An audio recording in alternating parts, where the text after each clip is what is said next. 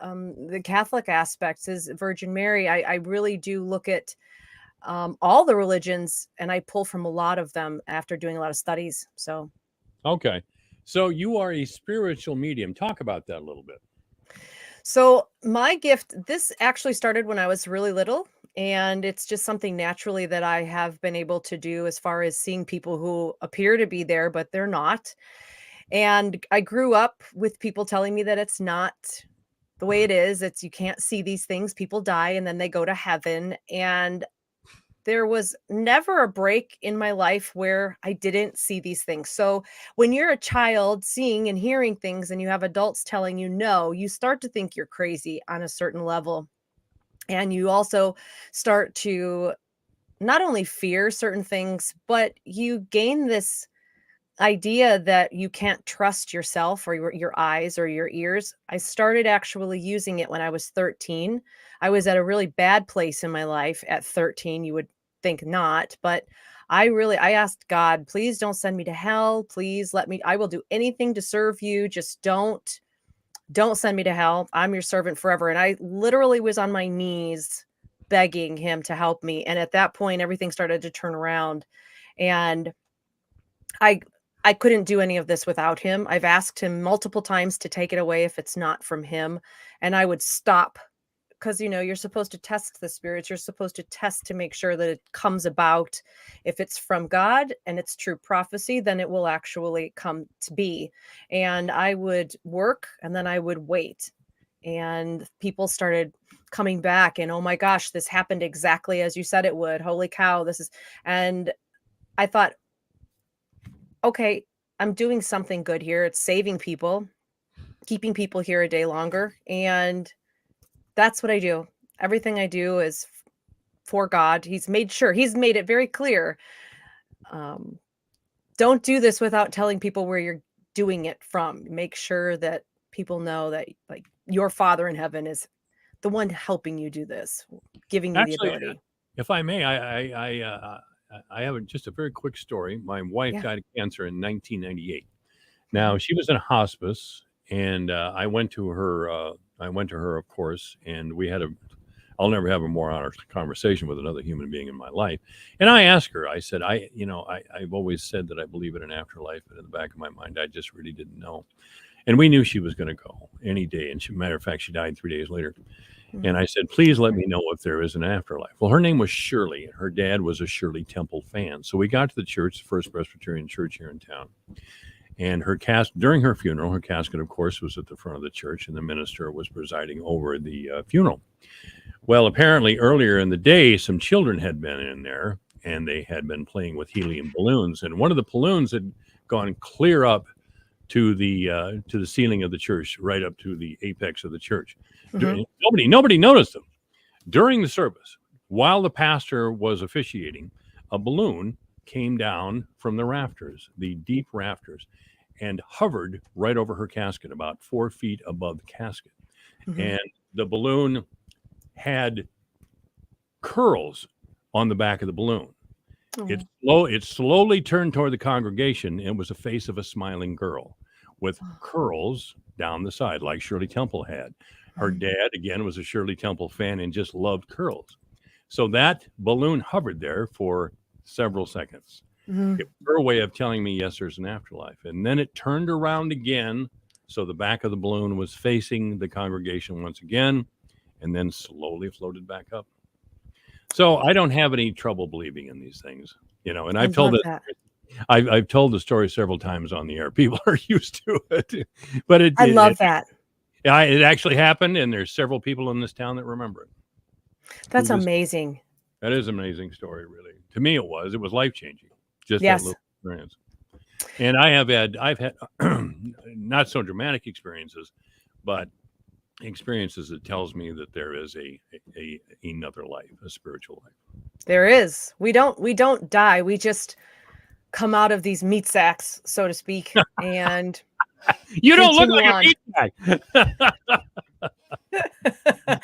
Seriously, I try to explain to people that this organism that we are in is made up of everything that requires electricity. We know we have electrical impulses, our heartbeat, everything we do functions on an electrical level. We can conduct electricity, and then our soul, which is the battery, it's connected to spirit, it's connected to God. It's where you go to recharge. When people say, I need to be away or alone, what do? You go seek out God. You go seek out some water, some fresh air, some earth. You're recharging that battery, and it's placed in there. And that's what keeps us going. That electrical current, that atomic electrical aspect that flies down and around. And it's pretty amazing how we appear to function in these, the center. You know how the magnetic fields come around Yes. like a Mhm. giant apple? That's the only way I can explain what each person looks like. And then you've got your light out the top of your head, and then your grounding light out your feet.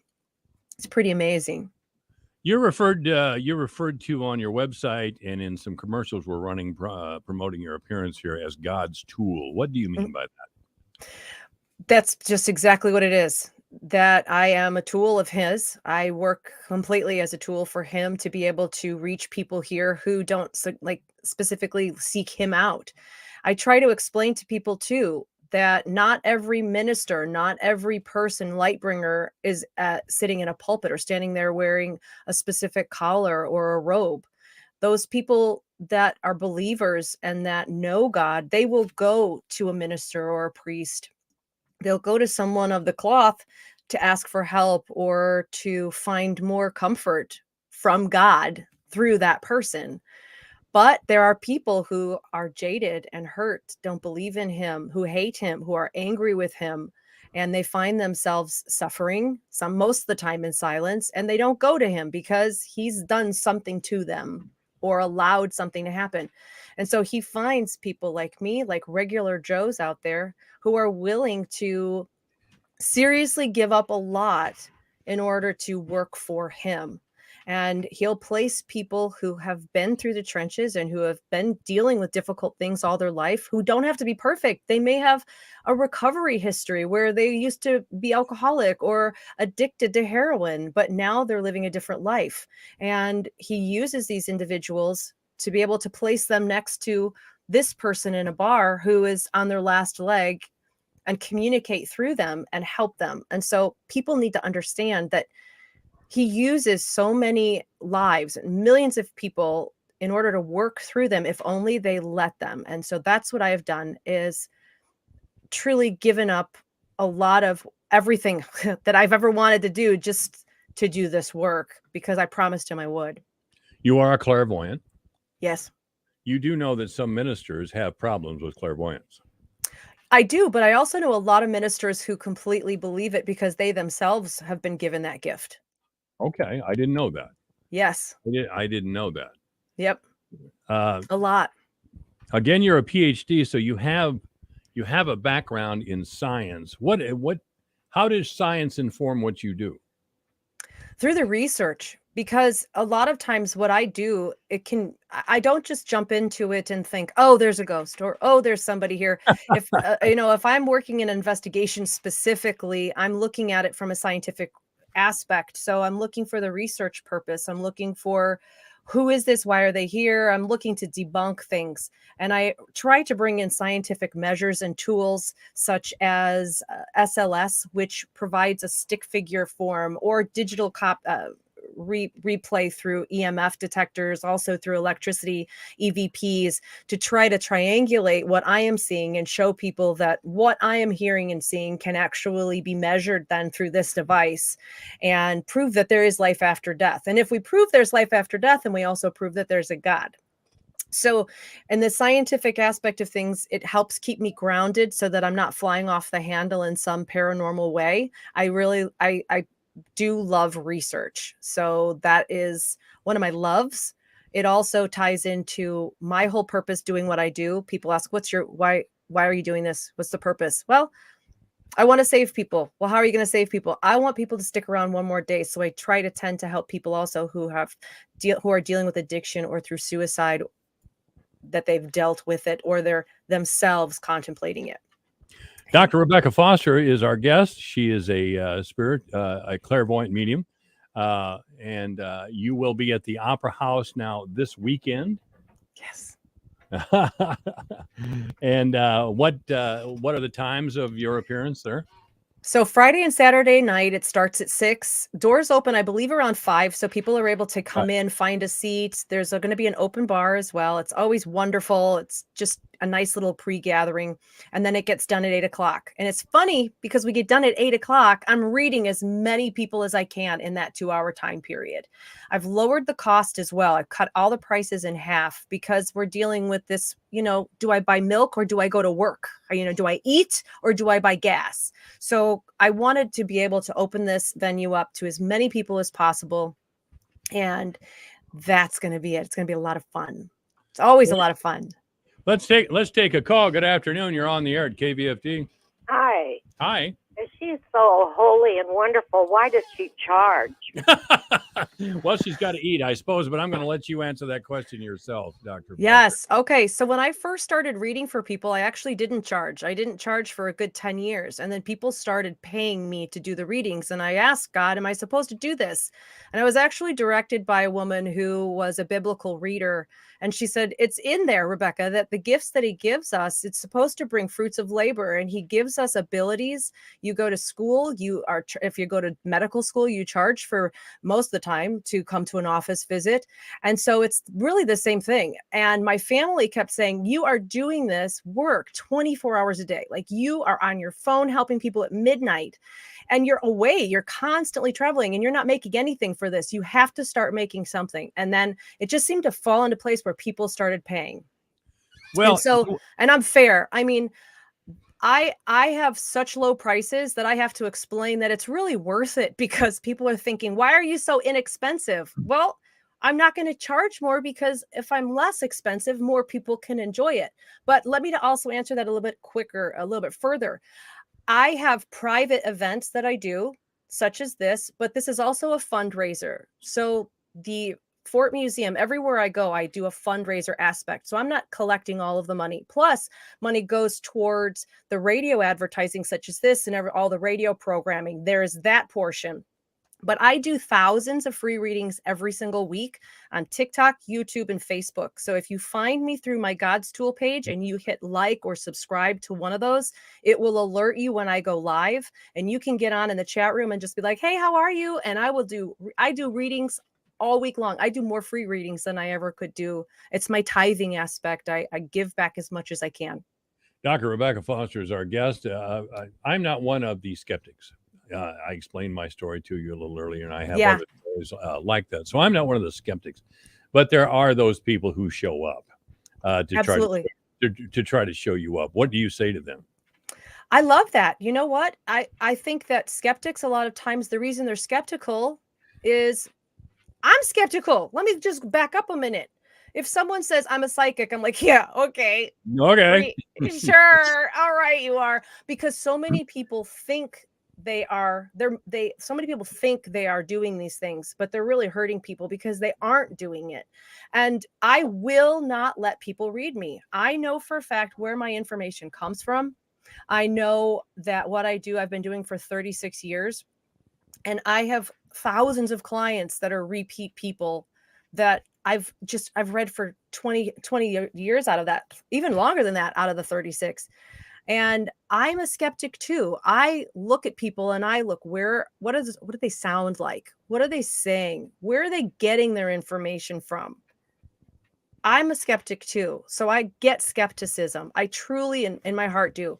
But a lot of times it's because people they want to see, they want to tell me something. If you're really, you can do this, tell me something, make me believe. No, I'm not going to. And the reason I do that is because thou shalt not be tempted. And I have found that trying to prove what I do does no good. It's just a circus act at that point. And so I am not going to be tempted into proving anything, because then I'm asking God to go, hey, God, give me something for this person who doesn't believe in you or what I do. And I need something. And that's asking him to step up and run through circles. And I won't do that. Dr. Foster will be here in town at the Opera House Friday and Saturday night. For more information, you can certainly call the radio station, 955-5656, or go to, for more, the best way, of course, is just go to www.kvfd.com www.godstool.com. What do you hope happens Friday and Saturday night? I just hope that I can get as many people read as possible that show up.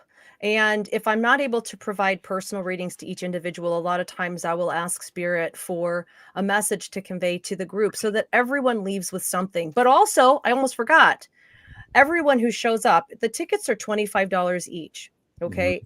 Cut them in half. But everyone who shows up, I am giving them a gift certificate for $25 back for a future reading privately. So if someone doesn't get a reading and they want 15-minute reading, it'll cost them $5.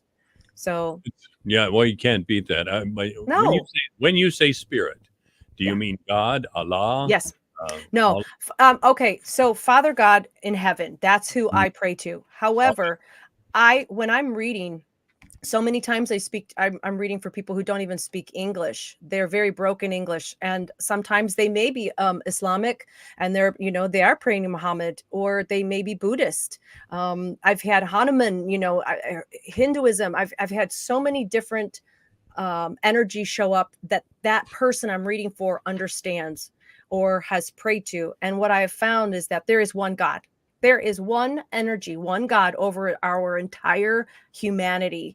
And each different aspect or religion has just been taken from the same stories and put into that political perspective or the agendas according to certain people. That's why Christianity, there's so much removed from the Bibles. If you go in, you can read Enoch, you can read so many different stories that have been removed. Why? And so that's why it is very wise to not only learn about your own religion, but others as well, because you'll find that Jesus is in every religion. All right, Dr. Rebecca Foster has been our guest again. Go to www.godstool.com, and she will be here in town Friday and Saturday night. And she just gave you a great deal. Admission actually is $25, but she will cut it in half by allowing you in for $12.50 with a gift certificate, I believe, for private readings. Now, should I say gift certificate or what should I say? It's more like it's $25 for their ticket. And when they show up, then they're given a $25 gift certificate from me to use at a later date for a private reading. Okay, good enough. So they're basically, it's free. If they show up for it, it's free. So Dr. Foster, thank you very much. Thank you for having me. You bet. This is AM 1400.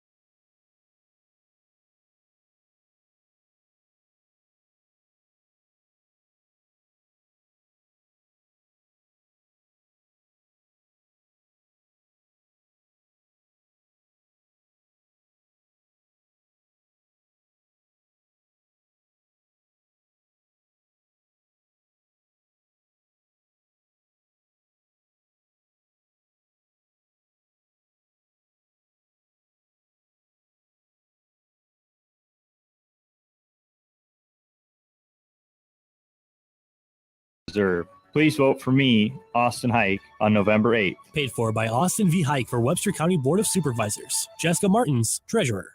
How did hiring the right person become so difficult? Well, it doesn't have to be.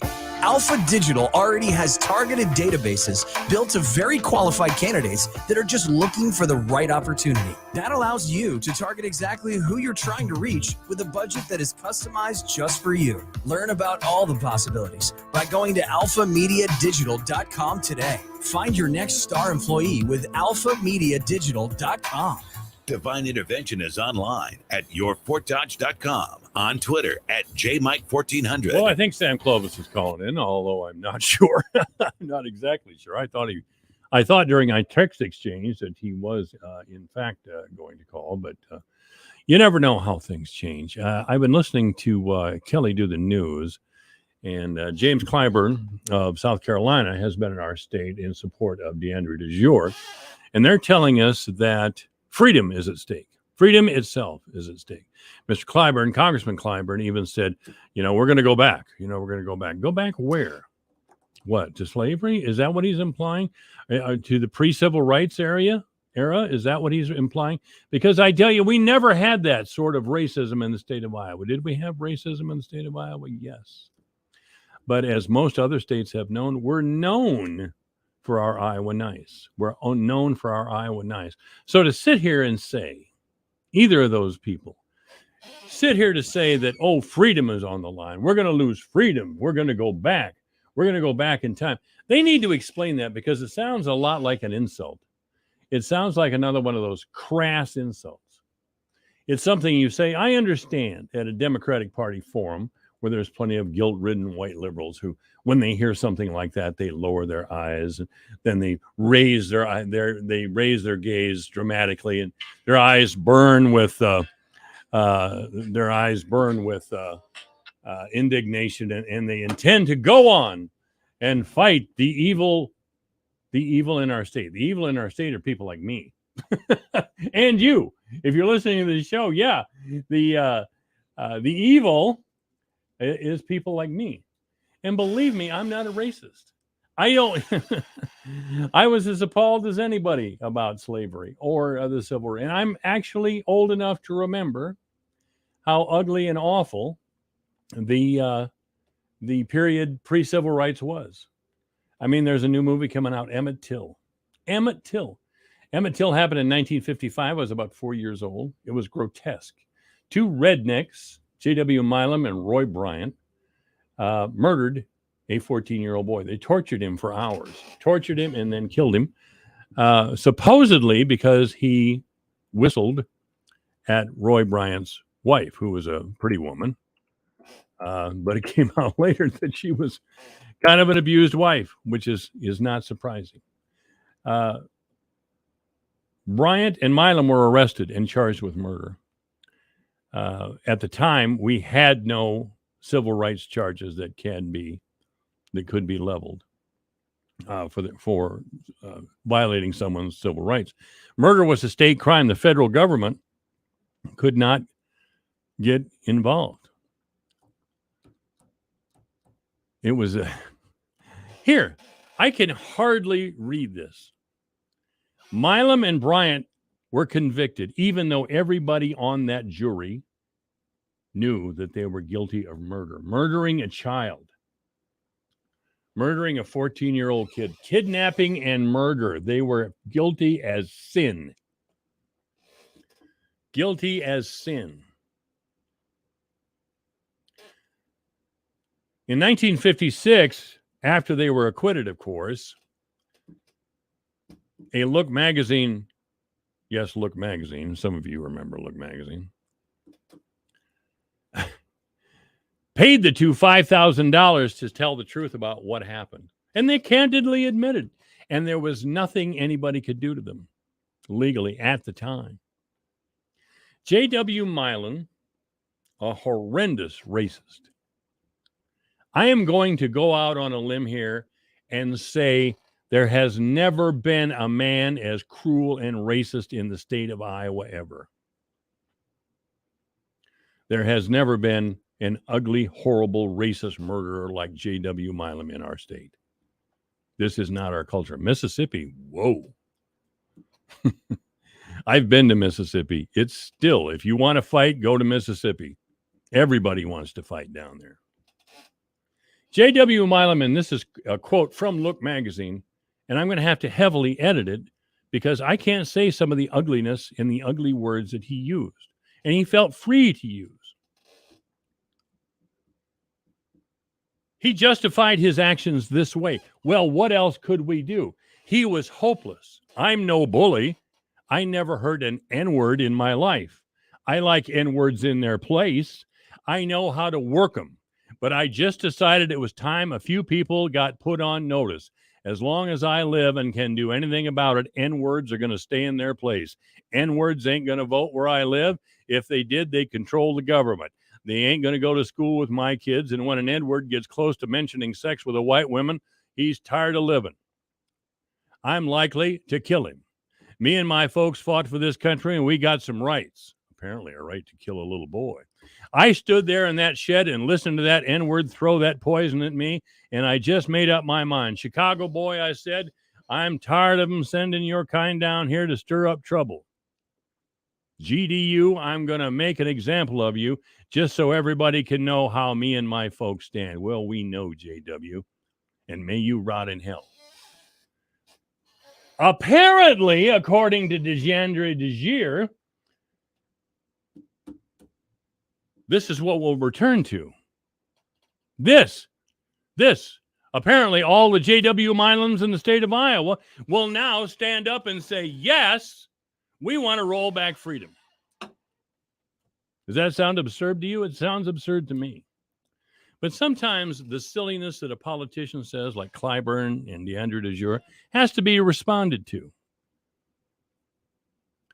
And this is what they're talking about. They want the ghosts of J.W. Milam and Roy Bryant to get them votes, and it's crass and wrong to do so. It's false to do so. If you have anything in common with J.W. Milam or Roy Bryant or anybody like them, don't ever tell me. Don't ever tell me. I don't cater to racists. I don't spend any time with racists. I don't put up with racists at all. So don't come around here to my state and tell me, unless we vote for a Democrat, this is where we're going. We're going to go back. Oh, my God, we're going to go back. Not in this state, we're not. Not in this state, we're not. I knew this was going to happen. DeAndre DeJure. What are her qualifications to run for governor? First of all, has she been in elected office before? No. Why did the Democratic Party put her up? Why did the Democratic Party nominate her to be the Democratic candidate for the governor of the state of Iowa? Out 2 words, she's a black woman. She's a black woman. That's it. That's her main qualification. She's an accomplished woman. I've met her. I talk with her on the air. She's a nice person. But she is not qualified in any respect to be governor of the state of Iowa, or even in the House of Representatives, or in our state Senate. By the way, I asked her on the air, and she answered truthfully about that very poignant photo of her sitting while everyone else was applauding when the governor was talking about supporting the police, backing the blue. You know who the 2 guys standing in front of her? Find that picture somewhere on DeAndre or Kim Reynolds' website. There's 2 men standing in front of her on both sides of her. You know who those guys are? Dr. Jim Meyer and Supervisor Mark Campbell. So, yeah, let's not delude ourselves. If someone cares to compare us to Mississippi people in the 1950s, we can throw that right back in their face. Don't tell me freedom is on the line in the state of Iowa. Don't tell me that. What's on the line in the state of Iowa is an elite group who wants to change our culture and our identity in ways that we don't want them to, in ways that we find appalling. The teachers union are a big part of this. I never thought I'd say this, but I'm in favor of private school vouchers. Absolutely. If the teachers union are going to be a central part of demeaning our culture, of demeaning individual identity, of insisting that a man can give birth just because, and that a man can become a woman or a woman become a man because they feel that way. Again, there's no actual science behind transgender behavior. And the idea that transgenders are being pushed in our face by the Democratic Party is not an act of mercy. It's not of generosity of spirit on the part of the Democratic Party. It's power. It's another attempt to make the state of Iowa and the country less Christian. Every now and then, those who argue for transgender behavior will sneer at the idea of the biblical instruction that there is such a thing as one man and one woman. You have to understand this is anti-Christian, in part, that the transgender push is anti-Christian. Now, I've tried to make that argument in the Des Moines Register, but believe me, the Register is not going to print my letters. Because the Register is the House organ of the Democratic Party. And they're really just full of it. I mean, what has happened to that newspaper is a disgrace. I would recommend the Iowa Capital Dispatch. It's much, much better. And of course, you're not going to hear a discussion about any of these issues in the Fort Dodge Messenger. I mean, come on, man. You know that. Come on, man. You know that? I sound like Joe Biden, don't I? Come on, man. Joe Biden, the hair whisperer. I was online this morning with some folks who were complaining about the Republicans and, oh my God, their treatment of women. And I reminded them that Democratic men have been abusing women since the time of John Kennedy. John Kennedy, there's a famous story about John Kennedy. He was a married man. And there was a picture taken of him on a beach in Massachusetts. He's lying with a blonde woman, apparently a beautiful blonde woman, who had her back to the camera. Kennedy was in a swimsuit. They'd obviously been swimming.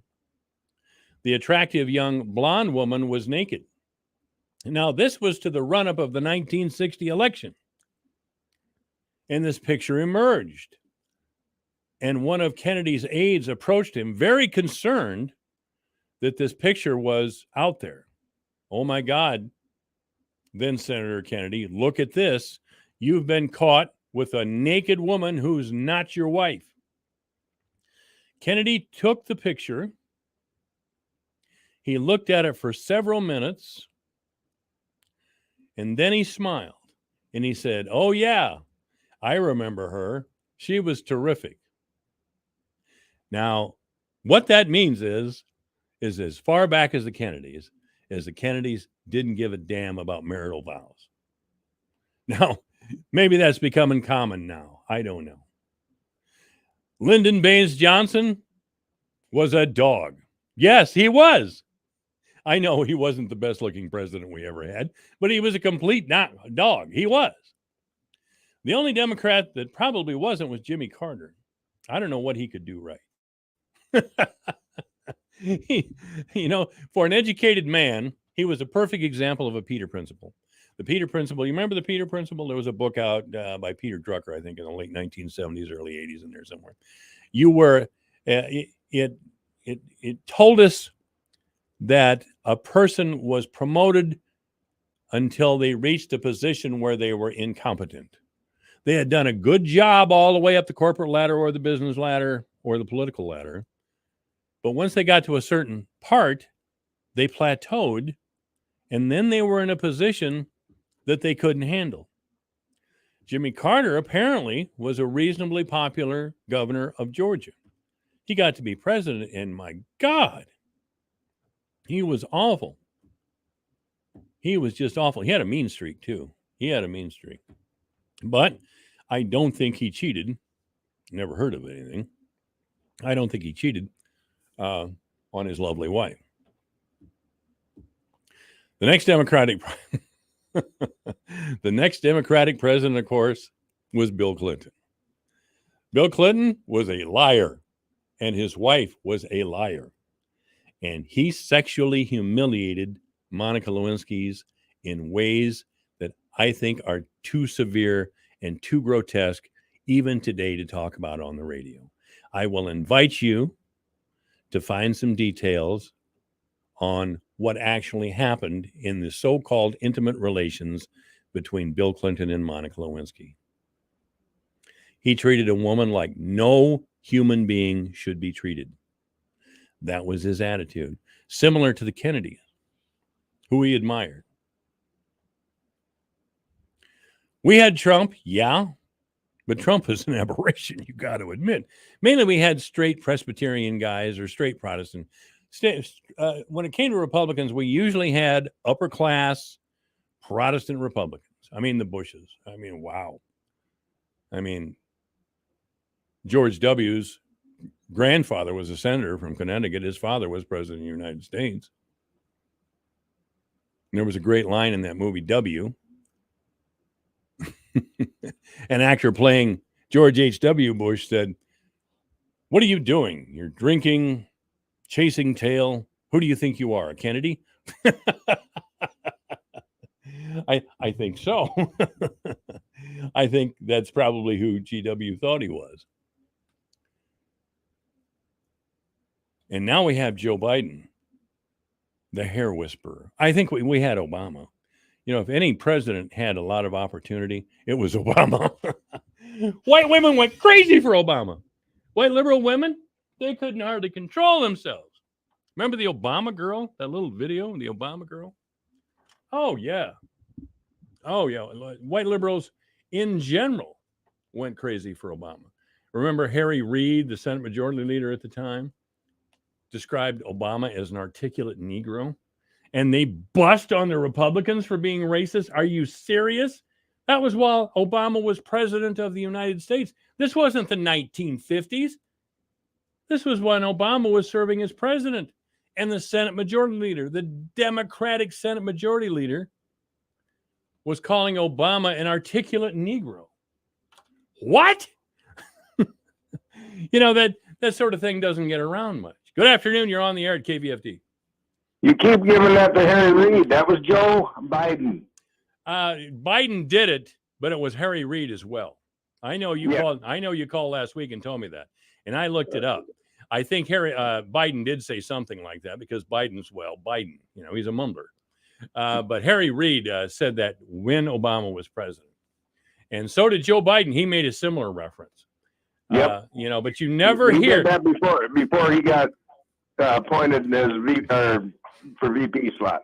The whole point here is we have Deandra DeJour and James Clyburn saying, "Oh my God, if we don't vote for the Democrat, we'll go back. We'll go back to an ugly time when J.W. Milan and Roy Bryant ruled the earth." And they were Democrats. And yeah, they were, as a matter of fact. Hey, thanks for calling. Thanks for calling. Yeah, that's what's got me going so hard is the utter hypocrisy, the utter and shameless hypocrisy. Kim Reynolds, to my mind, is a straight up Republican. Now, you can like that or not. And I know I'm talking to people in a county, Webster County, and the surrounding area that was once Democratic, and it's not anymore. And the Democrats can only blame themselves. Michael Devine at AM 1400. In the name of justice and the American way of life. With 60 rounds of freedom.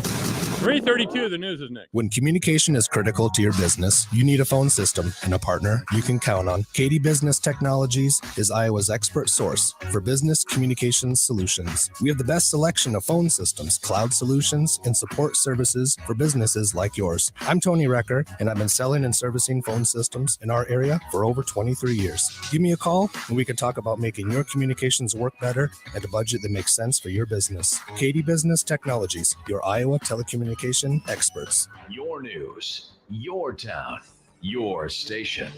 KVFD News when it breaks. With the election heading into the final 2 weeks, Iowa candidates were out campaigning this past weekend. Democratic candidate for governor Deidre DeJear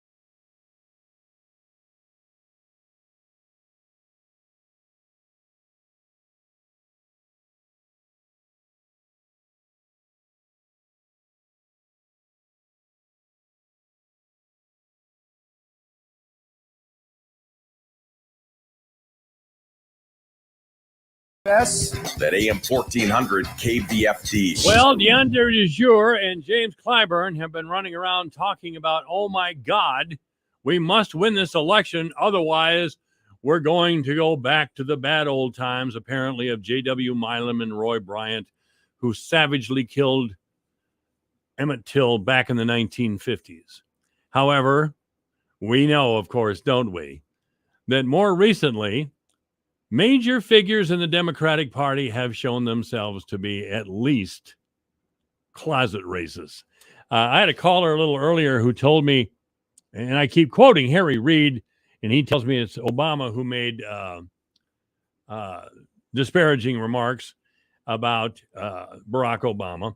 First of all, this is what Harry Reid said in 2010. Again, this is not Mississippi in the 1950s. This is 2010. Barack Obama was in the White House. Senate Majority Leader Harry Reid said in 2008 that Obama is a light-skinned African American with no Negro dialect, unless he wanted to have it. No Negro dialect, Harry? Now, I found this on the National Public Radio website going back. And of course, we had to break out a scholar, an African-American scholar, to make excuses for Harry Reid. And the scholar, of course, a man by the name of Dr. Michael Martin, or excuse me, Dr. Omar Wasso. He was being interviewed by the NPR host, Michael Martin. Dr. Wasso tells us that, yes, Harry Reid is right because, of course, Obama was of mixed race. He was light-skinned, and he had less of a street talk than some other black people. That's what they do. They bring out some black scholar to defend some white liberal who's done something indefensible. As far as Joe Biden, this is also Joe Biden in 2008. And you can I can't do a good Joe Biden impression, but this is great. This is great. Here, see if you can hear Biden's voice. I'm not going to try to do an impersonation of Biden or an impression of Biden, but I'm going to read this to you because this is the way he sounds yet today. I mean, you got this first sort of mainstream African American who's articulate and bright and clean and a nice looking guy. I mean, that's a storybook, man.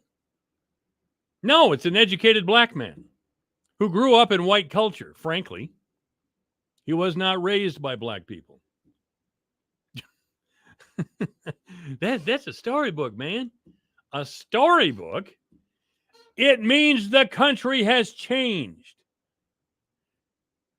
It means the country has changed, and we are undeserving of the sort of slur that DeAndre DeJure and James Clyburn are heaping on us.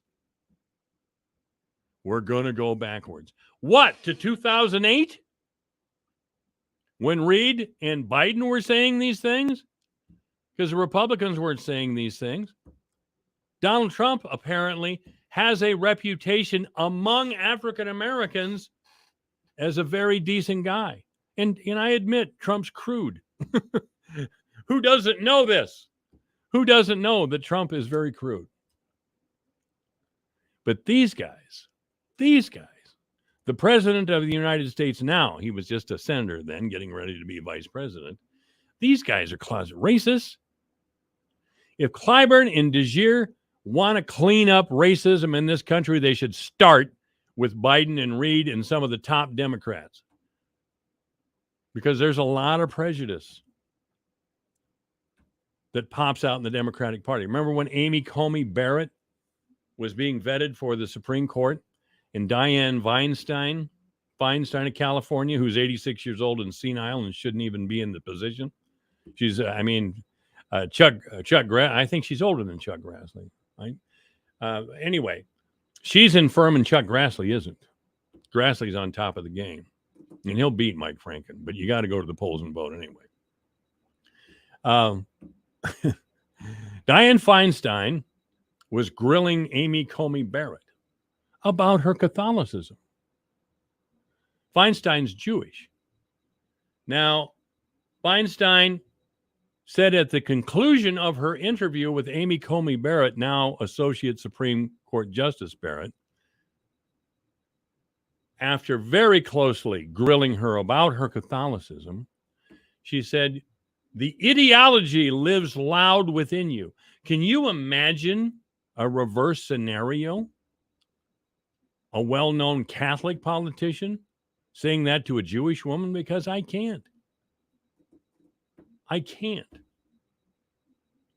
But this is clearly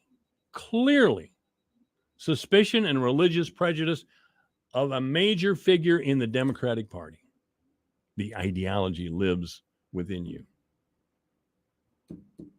I don't know what happened to the Catholic Church in Webster County. I think it's intact. But some of the people who say they're Catholic, I don't know. I would like them to explain their Catholicism because I doubt it. This is AM 1400 KVFD, the voice of Fort Dodge. Speaking of that, Joe Coleman is coming up. Joe's a deacon in the Catholic Church. The Coleman family, of course, are the entire family going back for many years, are very proud and devout Catholics. So I'll ask Joe about this in the next hour. Joel, give me a straight answer. What are we going to do about Kirk Ferentz, ladies and gentlemen? I know I'm shifting gears, but I have to. I can't talk about this anymore. Freedom is on the ballot. Yeah, freedom is. We're tired of Biden and his autocracy in the grip on our throats that the Democratic Party seems to want to have. Yes, of course men can have children. Yes, there's 48 different identities. They're teaching this crap in schools right now. Why aren't we saying something? Why aren't we speaking louder? If you've been waiting for the opportunity to speak loudly, it's coming up November 8th, okay? Speak loudly to these people. Kirk Ferentz and Gary Barta are complicit in the collapse of the Iowa football program. It had to happen. Brian Ferentz doesn't strike anybody as a very bright guy. Now, that's very hard for his father to admit. But it's really Barta's fault here. Kirk Ferentz wanted Sonny Boy to come back home. Brian was out coaching for the New England Patriots for Bill Belichick, who I guess is a good friend of Kirk Ferentz. So Kirk sends the boy out there to get a little cred, then brings him back here. And because Iowa has a nepotism rule, Kirk couldn't hire him. So Barta, in flagrant violation of the rule, decided that Brian Ferentz actually worked for him. So Kirk can't fire Brian. So I need to call Gary Barta and ask him two questions. One, you're supposed to uphold the standards and the integrity of the university. Why on earth did you snub your nose at a very worthy rule like nepotism? No nepotism, especially in the football program. Remarkably, from what I understand, and this is important for Kirk Ferentz, Ferentz still enjoys the support of the donor base. Now, as long as the big donors are on Ferentz's side, it's really difficult for Barta to fire Brian Ferentz, let alone Kirk. He's not going to fire Kirk. Kirk rode this out. Again, I've never been a huge fan of Kirk Ferentz and his style of play. It's boring. It's old man football, and I'm an old man, for God's sake. But it's old man football. I mean, the Hawkeye fans get all over me when I start talking like this, but it's the truth. And even Nevin and Randy, when they're in here, they say, well, we're just Iowa. We can't expect that much. We can't expect to be Ohio. And by the way, Ohio just embarrassed us. Just embarrassed us. I mean, God bless the defense. God bless Norm Parker, the defensive coordinator. They scored the points again. But even they couldn't be out on the field all day against one of the number one quarterback in the whole country that Ohio State had. So we find ourselves embarrassed. We are embarrassed by a head football coach who was stubborn and full of pride and arrogance, and by an athletic director who has behaved disgracefully. This is not, the University of Iowa is not a private enterprise. It's not, you know, you know, you know, and I know. There's an old expression my grandparents used to use: shirt sleeves, shirt sleeves, shirt sleeves to shirt sleeves in 3 generations. Now, they were farm people. And what they meant was a farmer would get some land and he'd build on it. He'd work hard. He'd work 7 days a week, 12 hours a day, take a break for church on Sunday and right back out there. And he built something up, and he had something left for Junior.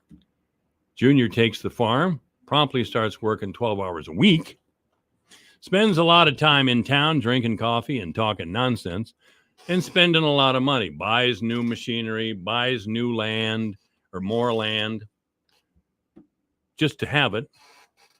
And pretty soon, or gets it in, this happened a lot in the 1980s.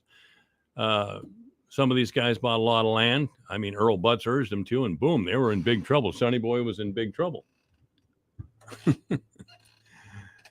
So after Sonny Boy got done wrecking the farm, what his dad had built, the family was back to shirt sleeves. The grandson then had to start all over if there was any farmland left.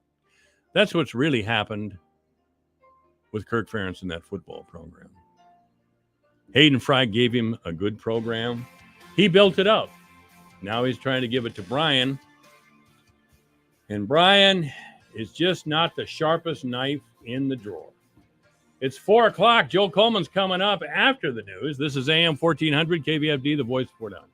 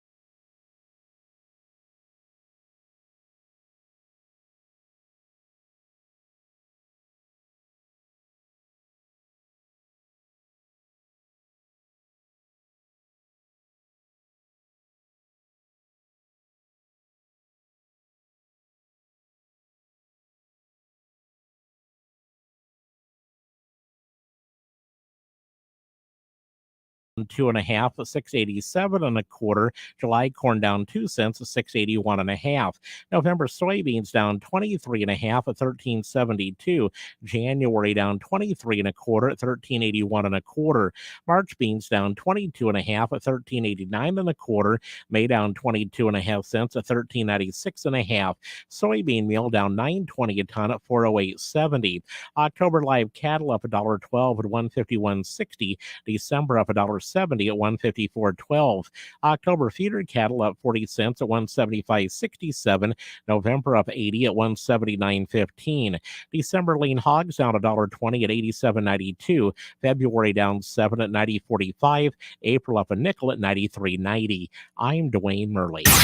Michael Devine, broadcasting live. I'm more or less live here with Joe Coleman, who is a deacon in the Catholic Church, and his family is well known in our area. And they are well known for being Catholic, for one thing. So I want to talk with you about that just a little bit, Joe. We've kind of mentioned it over the many years, or not the many years, but the years that you've been on the air with me, that the Democratic Party has changed. It's not your father's Democratic Party, I'll tell you that, and it's not my father's Democratic Party. The question I have for you, and you're a devout Catholic, can we be Catholics and be in the Democratic Party as it's constructed today? Well, I guess the lawyer in me, Michael, wants to ask you to define terms. I will. Aside from the area of abortion, aside from that area, where has the Democratic Party, in your judgment, changed from your father's Democratic Party or my father's? Well, actually, it was my mother's Democratic Party. My father was a Republican Irish Catholic. Now, it's a weird combo that he had going there, but he'd go to Mass and he'd still be a Republican. I don't know what got into him. But my mother was definitely a Kennedy man all the way. That was the first election I really remember, was the presidential election between President Kennedy and Richard Nixon, of course, and to the joy of Catholics everywhere, Kennedy won. I would say that President Kennedy and other Catholic politicians focused on what I would call the Catholic version of social justice. Catholics don't pay much, I shouldn't say they pay no attention to the Bible, but they're very focused on the example of Jesus Christ. Jesus Christ worked with the poor. He was an advocate for the poor. It's easier for a camel to pass through the eye of a needle than for a rich man to get to heaven. Kennedy used to say things like that. Now the Democratic Party tells us gay marriage or we're a bigot. Transgender rights or you're a bigot or a phobe or something or another. When it comes to working people, not a chance. The working people, according to the Democratic Party today, from my personal perspective, and I say this knowing Nancy Pelosi steers her party away from working person issues, I would say they've changed dramatically in ways that Catholics can't really support if they really believe in the concept of social justice, Catholic social justice, that I just laid out. Well, social justice, there are a lot of things, Mike, that you say that I might agree with, because there are certainly elements in both parties that are, shall we say, presently either out of favor or in favor in the respective political camps. But social justice, in many respects, involves things that revolve around the family. That's right. Revolve around economics. Correct. And revolve around responsibilities. You speak of Jesus, who both the Blessed Mother and Saint Joseph. There is a great line of tradition that tells us that they intentionally sought to live in poverty, because by living in poverty, they became closer to the Creator. And boy, that's a hard one to wrap your head around.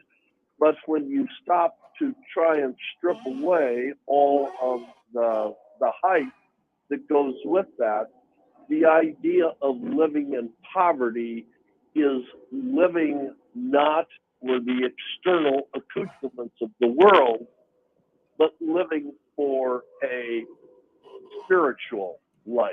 That's right. And most of the time, when you see people who live spiritual lives, interestingly enough, they find themselves very close to being in poverty, such as the contemplative life, where they take vows of both poverty, chastity, and obedience. Yes. Where they deny the things of the world. They deny the luxuries of the world. Yes. Which might translate to poverty.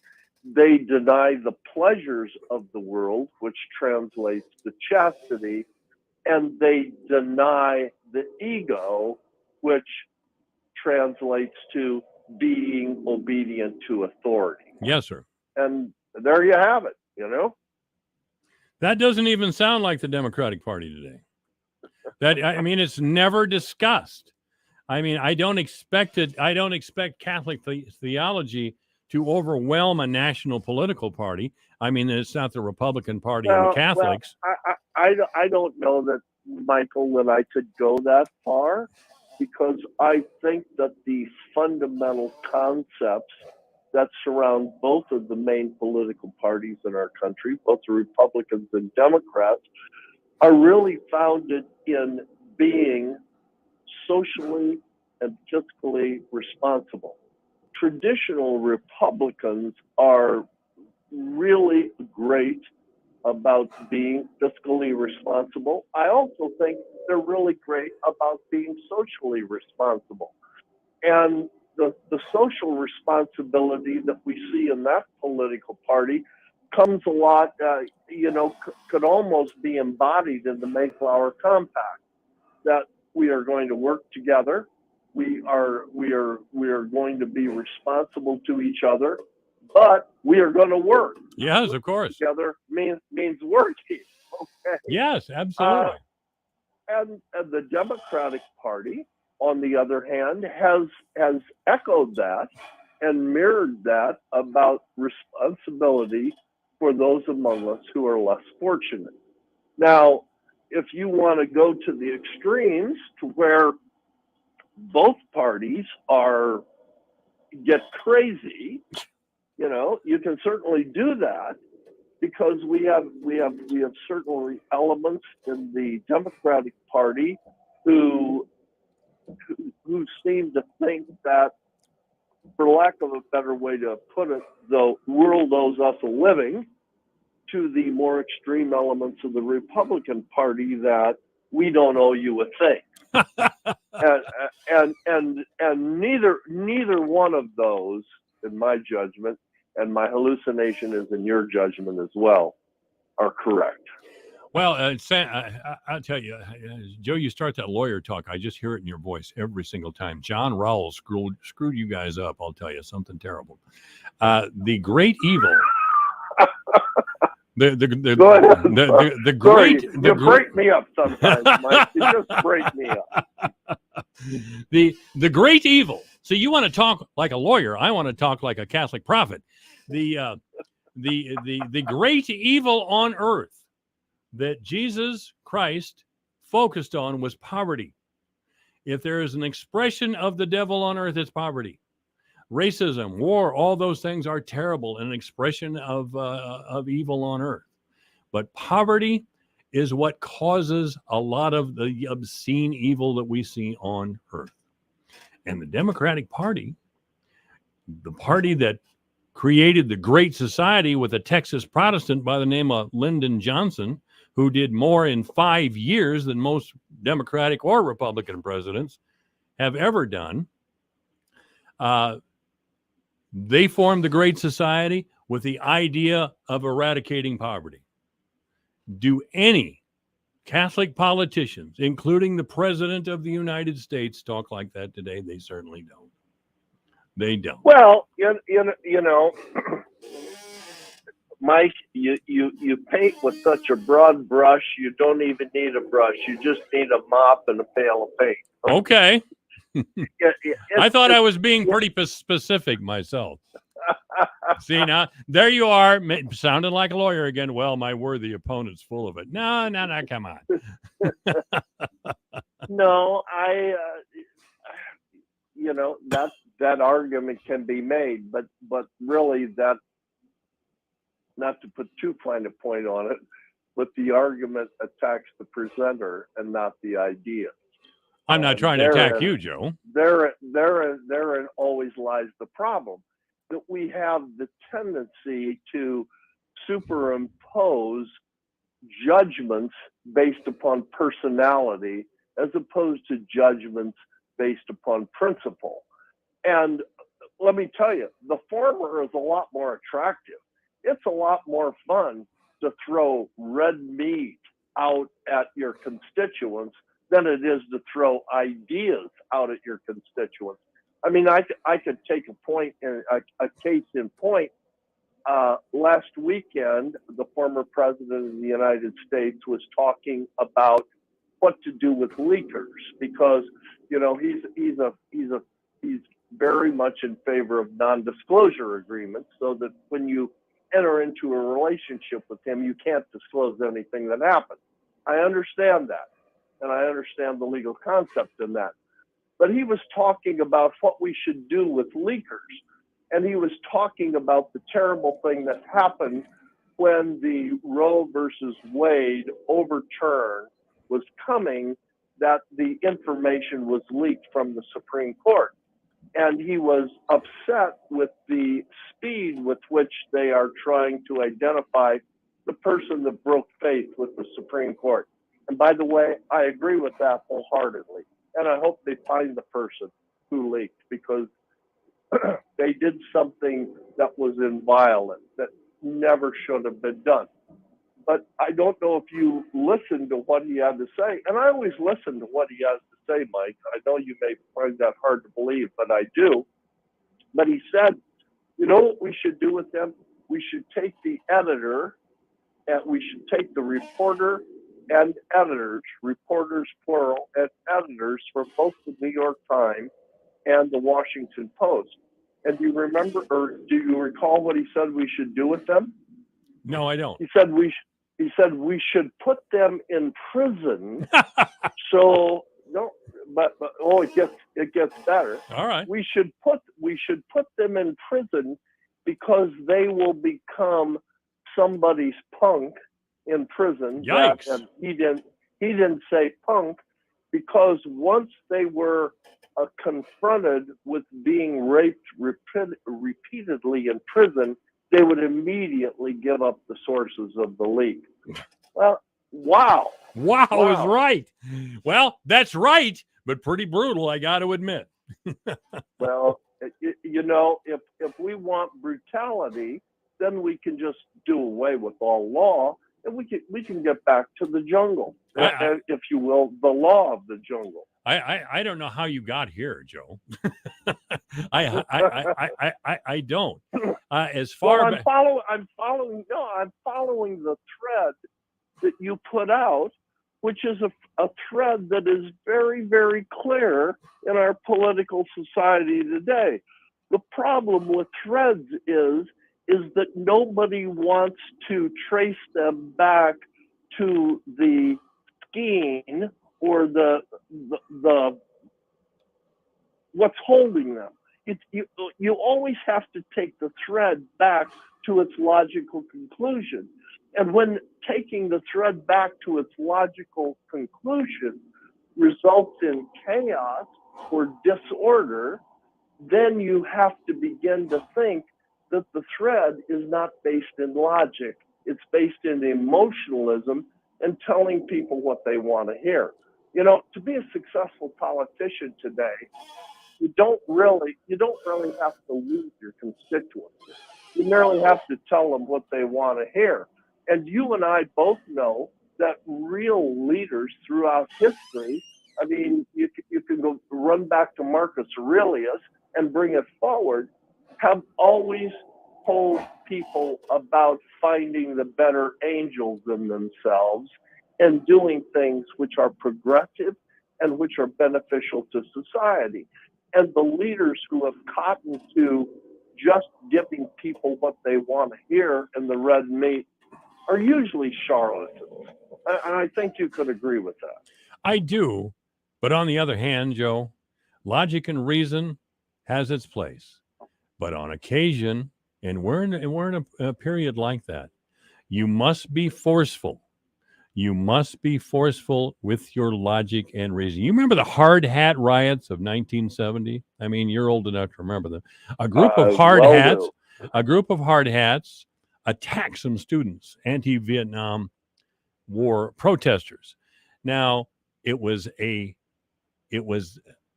class conflict. And I'll quote Pete Hamill, who was an author and reporter who was there that day. He said the hard hat rioters despised the protesters as a bunch of pampered, long-haired, draft-dodging, flag-desecrating snots. They felt abandoned by the middle class and the college-educated, stiffed by the clever kids with their draft affirmance, forced to bus their kids to black neighborhoods they didn't trust and accept black kids into their schools, and burdened by an economy no longer delivering the possibility of upward mobility. Hamill said that the yes, Mike, what do we try to accomplish? What do we try to accomplish with that? Okay, I am fully aware of what you are talking about with hard hats, but when we put aside the long-haired hippies, unbathed, they weren't unbathed. Pampered, they weren't unbathed. They wore cashmere sweaters, most of them. Okay, and we put away the hard hat, tattooed, cigarette smoking, working stiffs who are trying to eke out a living, and we look at what they were both talking about. We're looking at what they are both talking about. They are looking at the opposite side of the same problem that they want to resolve. They're just coming at it from different points of view. They both hated the problem, and they both the hard hats and the hippies hated the problem of the war. And the problem of the war, in simplified terms, was this: should we be sending young men and women in our country to die for a cause that is being forcefully put forward by the military-industrial complex? I think we can both agree to that. And you and I both know that history has shown that we lost 54,000 men, young men from this country that we never should have lost. Would you agree with that? I don't know. I don't know if I would agree. Well, with you. I don't know. I mean, you and I were of the same thing. Yeah. You know, I was subject to the draft. I was an infantry officer during Vietnam, volunteered for Vietnam. As I look back on it now, north of 75, thank God I wasn't sent there. What was I thinking in my mind to want to go out and engage in combat in Southeast Asia? I would gladly do it for the protection of my country, but was that the purpose why we were there? Yes, it was to stop the advance of communism. That was what we were told we were fighting for. You are absolutely right, but that wasn't my question. Okay. My question wasn't what we were told, Mike. My question to you is, why were we there? To stamp Not what we were told. I mean, that's like what's going on in Ukraine today. Why are the Russian conscripts coming out of Russia? What are they being told as opposed to why they are in Ukraine? I see those as two polar differences, don't you? Well, if you're telling me that wealthy and powerful people shove ordinary men out on the battlefield and then they profit, yes, I understand what you're saying. I think that most people who served in Vietnam did so for the reasons I just described. You are absolutely right. Don't misinterpret anything I'm saying. You are absolutely right. They were honorable. They lived up to their oath, and they felt they were there, as did I, because we were doing something that was good for America. Yes. Now, almost 60 years removed, was that true? Was that true? Was it true? Well, I'll tell you, there was a domino theory advanced at the time. You know what I'm talking about. I'll briefly explain. I it for know those too young. exactly what you're talking If about. we You allowed, don't need to explain. I know I don't need to explain it to you, but not everybody's our age, Joe. So let me just say the domino theory was a theory that if we allowed Vietnam to fall, then Laos and Cambodia would fall as well, and even Thailand. By the way, Indonesia, Thailand, all of Southeast Asia fall, and it would spread across the subcontinent to India, and all of a sudden we would be facing the red menace from which the only extrication was nuclear holocaust. Is that right? That's pretty much it. Yeah. And by the way, a lot of the a lot of the dominoes fell too, didn't they? No. What domino fell? Well, Cambodia, Vietnam. Did Cambodia fall? No. Did Thailand fall? No. Did Indonesia fall? No. Did India fall? No. And one of the places on the planet, by the way, where you are the most welcomed as an American today is in Vietnam. And the only reason I know that is all 7 of my children have been there, and they said, Dad, we were treated like princes in Vietnam. And as you look at Vietnam today, we have huge economic ties to Thailand. To Vietnam, they are almost an ally. How did that happen, Mike? I wouldn't describe that happen? Joe. I wouldn't describe them as an ally. I would not go that far. Well, I mean, let me put it this way: they're benign towards us. Now, they are not.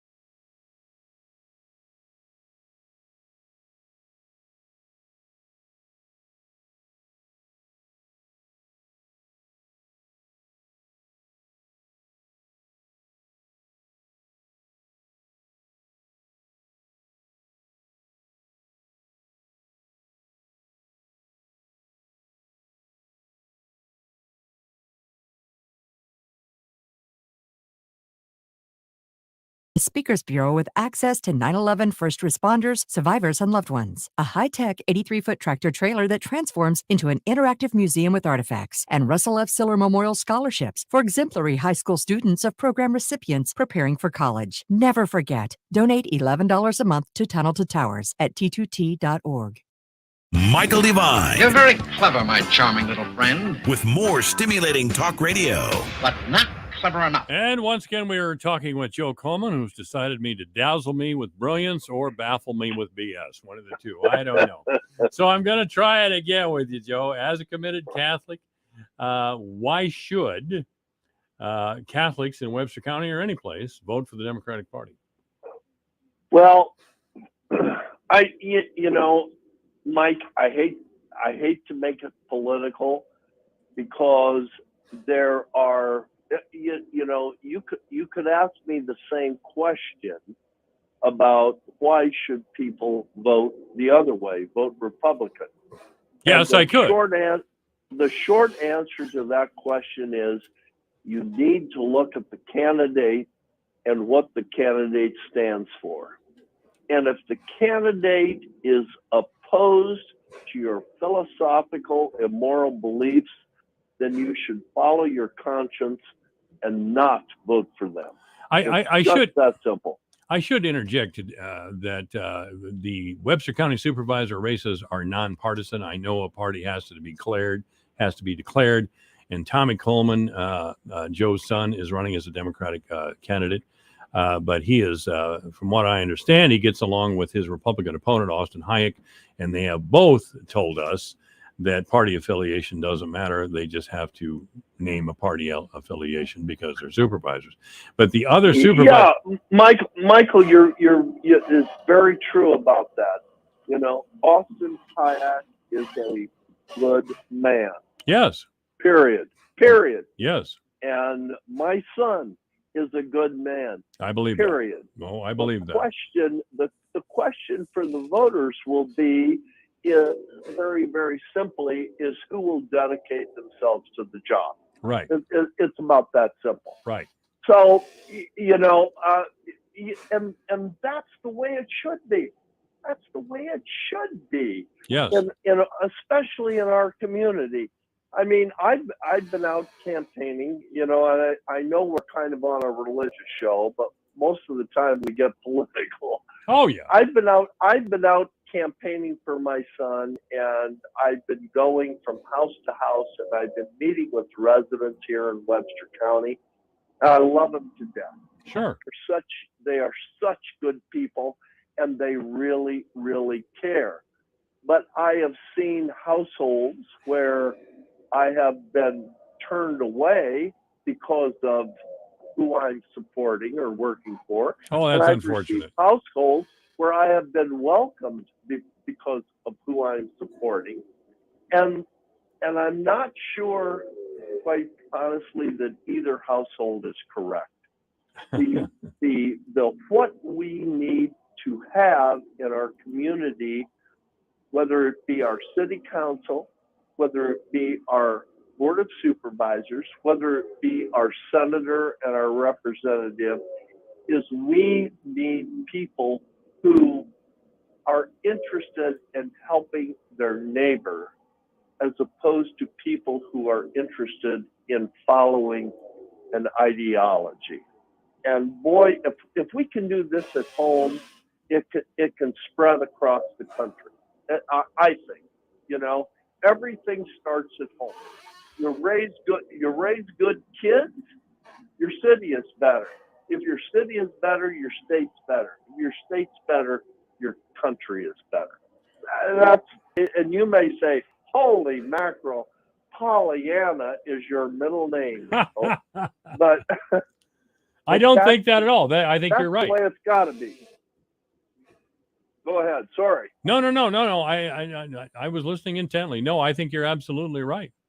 I think that is correct. And I got halfway into our conversation. I was asking why anybody or a Catholic would vote for Democrat. I thought, oh my God, Tommy's a Democrat.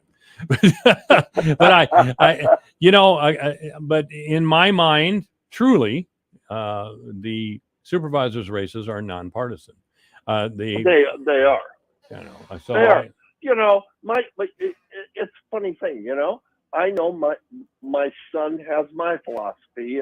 You know, and perhaps that's as a result of having to suffer through me for 44 years. Well, sure. But you know, he's pro-life.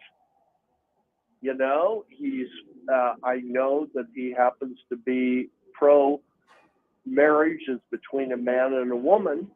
But by the same token, that does not rule out the fact that we have people in our community that have differing views. That doesn't necessarily mean that they're wrong.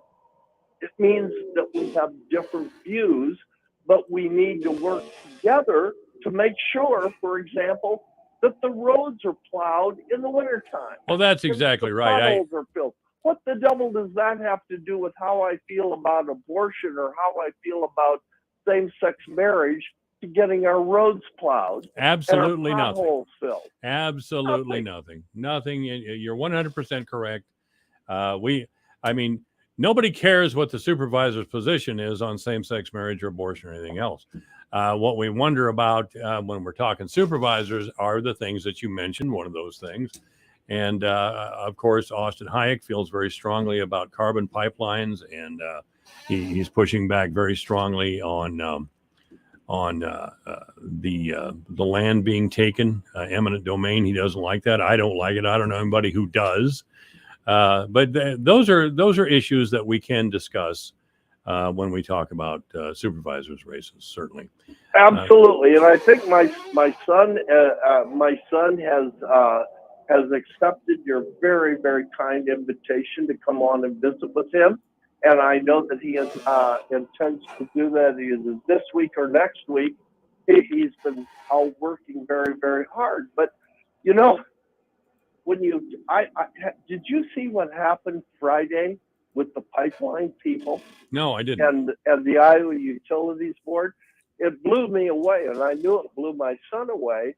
The Iowa Utilities Board suggested to the carbon pipeline people that they should provide information to the public as to how they intend to handle a rupture of the pipeline, how they intend to make sure that it's safe for our environment, and how they intend to respond to the depredation of the land that will occur.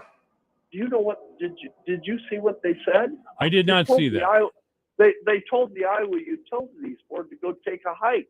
That's none of their business. That's none of their business. Oh, I mean, and I just think to myself now as a lawyer, not talking to you as a deacon, that holy mackerel, we better find out who these people are. Yeah, if they don't want to tell us how they're going to respond to a rupture. Better yet, we should find out who they think they are, because we're not putting up with that. I don't think on either side of the issue, we're not going to take that off the Utilities Board. I mean, those are very reasonable questions. They should be taken into consideration. And after they're taken into consideration, people will probably still wind up on both sides of the argument, and that's fine. But the Iowa Utilities Board isn't going to tell us to go take a hike, period. No. And I thought, when I heard that, and I see very, very conservative groups joining together with like the Sierra Club and joining together with Tom Miller's Attorney General's office, and they're all of the same mind. That's a really pretty good indicator that we need a lot more information before we start taking Iowa property owners' land for the economic benefit of large corporations. At least let's find out what's going on. Then we can make our choices. But if you're kept in the dark, yeah, you have no choice. Yeah, well, I was happy for the Dobbs decision that overturned Roe versus Wade, not because I necessarily was happy to see Roe overturned, but I was delighted that it was overturned because it was a pushback on the administrative state. And the Iowa Utilities Board is in fact part of the administrative state. The administrative state has, and let me just explain I know you know what I'm talking about, Joe, but again, let me explain to the listening audience. The administrative state is the federal and state bureaucracy that make rules, and they don't have to get permission from the state or federal legislator to do that. The Federal Trade Commission, the the FFA, the FCC, on and on and on. They can make their own rules that affect us. Now, the Supreme Court was seen as part of that administrative state. At least it assumed that authority. The court began to assert jurisdiction. And what Dobbs really said was the court must step back and allow the people of the United States to weigh in on important issues of their lives. The Dobbs decision did nothing more than return the issue of abortion on demand to the states, and that's a good thing. So, if the Supreme Court, if the Supreme Court can step back, the Iowa Utilities Board sure as hell can step back. So if I'll try and do this in less than a minute. Okay? All right. When I started being a lawyer, the administrative rules in Iowa were contained in a green book, which was about 1 inch thick. Okay. All right. Today, the administrative rules are in 3-ring binders that stretch from my home to your broadcasting booth. Okay. Sure.